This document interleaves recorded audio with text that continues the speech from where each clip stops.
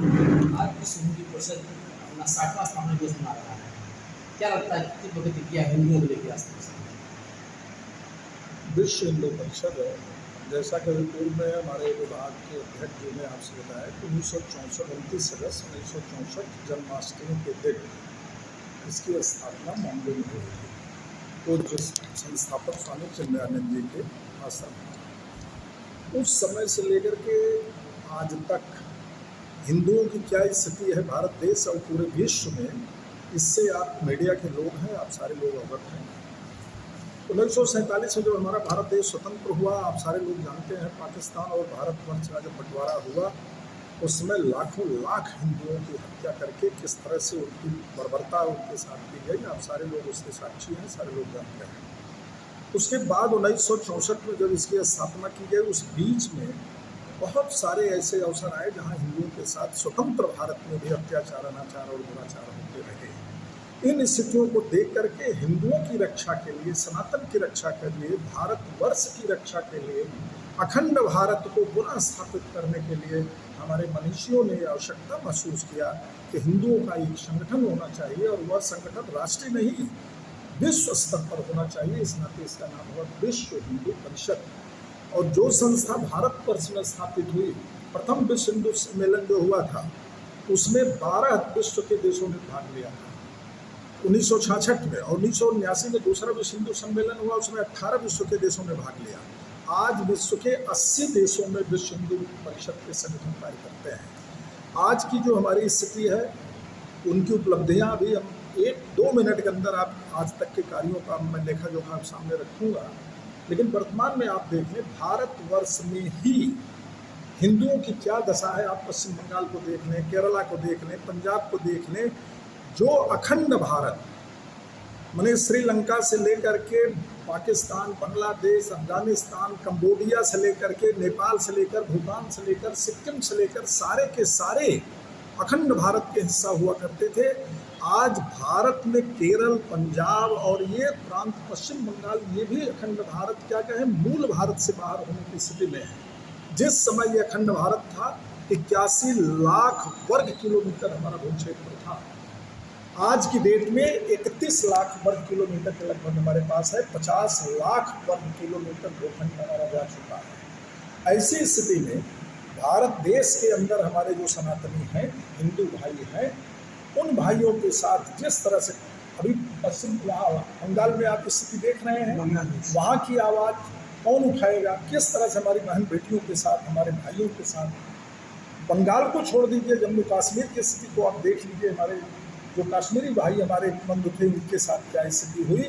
इन सारे परिवेश को ध्यान में रख करके विश्व हिंदू परिषद लगातार वो कार्य कर रहा है। कार्य क्या कर रहा है, अब तक कितने हिंदू हमारे धर्मांतरित हुए, उनको वापस लाना, लव जिहाद से बचाना, तमाम रैलियां करना, उसका एक आंकड़ा 1 मिनट के अंदर हम आपको देना चाहेंगे। कारण वो आंकड़ा जरूरी है कि आपके माध्यम से समाज के बीच में जाए। अभी तक विश्व हिंदू परिषद जो है 85,000 से अधिक प्रकल्प चला रहे हैं। 85,000 से ज़्यादा पूरे देश में 70,000 संस्कार केंद्र विश्व हिंदू परिषद द्वारा देश में चलाए जा रहे हैं, जहाँ से सनातन धर्म से जुड़े हिंदुओं को संस्कार देने का कार्य किया जा रहा है। 2272 शिक्षण संस्थान विश्व हिंदू परिषद द्वारा पूरे देश में संचालित किए जा रहे हैं। और ऐसे शिक्षण संस्थान जहाँ पर हिंदू पंथ से जुड़े हुए संस्कार उनको दिए जा रहे हैं कि हम क्या थे और आज कहाँ हम खड़े हैं, उस सनातन की, उस अखंड भारत की रक्षा हम कैसे करें, इसकी शिक्षा दी जा रही है। 1752 स्वास्थ्य केंद्र, मेडिकल संस्थान विश्व हिंदू परिषद द्वारा पूरे देश में संचालित किए जा रहे हैं, जहाँ निःशुल्क से उनको जो है स्वास्थ्य सुविधा उपलब्ध कराई जाती है। 1494 स्वावलंबन केंद्र, जहां हमारे हिंदू भाइयों को ये सिखाया जाता है कि आप आत्मनिर्भर कैसे बनेंगे, रोजगार क्या होगा, कैसे करेंगे, कैसे अपने परिवार को संचालित करेंगे। इस तरह से लगभग 1500 स्वावलंबन केंद्र देश भर में चलाए जा रहे हैं। 10,000 केंद्रों में आवासीय छात्रावास है, अनाथालय है, चिकित्सालय है, कंप्यूटर केंद्र है, सिलाई कढ़ाई प्रशिक्षण केंद्र है, उसके बाद महाविद्यालय है, कॉलेज है, इत्यादि प्रमुख हैं। इसके अतिरिक्त अभी तक विश्व हिंदू परिषद ने 25 लाख गोवंश को कसाईयों से बचाया है। एक तो नहीं, 25 लाख उसका आंकड़ा है हमारे पास। 60 लाख हिंदुओं को धर्मांतरण से रोका है अभी तक। इसके अलावा 9 लाख हिंदुओं की घर वापसी कराया है। अगर उनका धर्मांतरण चाहे ईसाई धर्म में चाहे इस्लाम में किसी ने, उन लोगों ने मिलकर लालच देकर कराया, तो हमारे विश्व हिंदू परिषद ने पूरे देश में, हमारे कार्यकर्ताओं ने, उससे जुड़े हुए संगठन के लोगों ने 9 लाख हिंदुओं को फिर से घर वापसी कराई है। इसके अतिरिक्त राम जन्मभूमि आंदोलन आप जानते ही हैं किस तरह की स्थिति थी। राम जन्म की बहुत बड़ी उपलब्धि विश्व हिंदू परिषद की है कि जब 6 दिसंबर 1992 को बाबरी मस्जिद का ढांचा ढाया जाता है, उसमें कितने हमारे संगठन से जुड़े हुए, हमारे इस देश से, हमारे देशभक्तों का बलिदान होता है, गोलियां चलती है, पूरी भूमि रक्त रंजित हो जाती है। और उसके बाद उस गुम्बद को गिराया गया। 2019 में सुप्रीम कोर्ट का मंदिर के पक्ष में निर्णय आता है और 22 जनवरी 2024 को रामलला के विग्रह का जो है क्या होता है, उनकी जो है वहाँ पर स्थापना करके उनकी जो है प्राण प्रतिष्ठा होती है। एक बहुत बड़ी उपलब्धि विश्व हिंदू परिषद द्वारा ये राम मंदिर निर्माण का कार्य किया गया।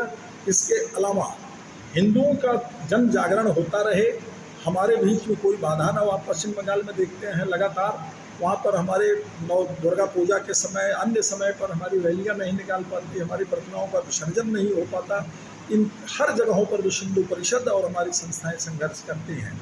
1995 एक दो घटनाएं, बहुत सारी उपलब्धियां हैं, यहाँ सब बताना संभव नहीं है। एक दो और उनकी उपलब्धियां बताकर मैं अपनी बात को समाप्त करूँगा। 1995 में आतंकवादियों ने अमरनाथ यात्रा बंद करवा दी थी। घोषणा किया कि जो भी जाएगा उसको उड़ा दिया जाएगा। ये बहुत बड़ा चैलेंज था।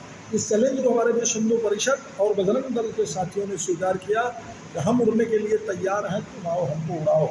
विश्व हिंदू परिषद ने 51,000 बजरंगी भाइयों के साथ और करीब 1 लाख से भक्तों के साथ उस अमरनाथ यात्रा को प्रारंभ किया और एक भी आतंकवादी उधर देखने नहीं गया, उड़ाना बहुत दूर की बात है। इस तरह के कश्मीर में एक बूढ़ा अमरनाथ है, वहाँ की यात्रा को रोक दिया गया, उसको विश्व हिंदू परिषद ने स्टार्ट कराया।